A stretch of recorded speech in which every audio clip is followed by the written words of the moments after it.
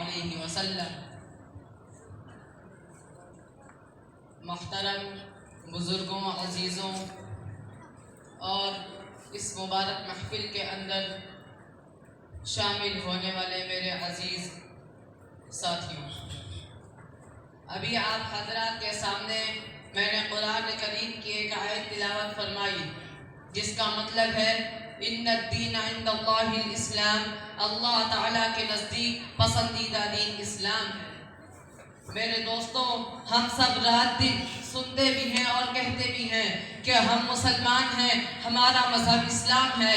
اسلام کا مطلب ہے بندگی کرنے کا طریقہ۔ میرے دوستوں، اللہ تعالیٰ نے ہر زمانے میں اپنے نبیوں اور پیغمبروں کو اس دنیا میں بھیجا جو اللہ تعالیٰ کی طرف سے عبادت اور بندگی کرنے کا طریقہ اور قانون لے کے آتے تھے۔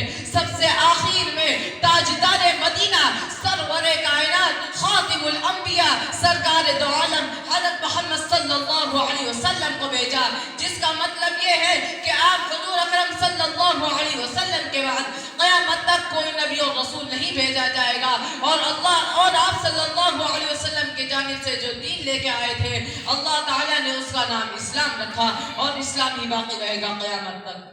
چنانچہ اللہ تعالیٰ نے قرآن پاک میں ارشاد فرمایا ان الدین عند اللہ الاسلام، یعنی اللہ کے نزدیک پسندیدہ دین اسلام ہے۔ اسلام کے قانون اور اصولوں کے مطابق زندگی گزارنے والے ہی اللہ کے محبوب بندے ہوں گے، جن کے لیے آخرت میں اللہ تعالیٰ نے جنت کا وعدہ کیا ہے اور دنیا میں سربلندی کی خوشخبری سنائی ہے۔ میرے دوستوں،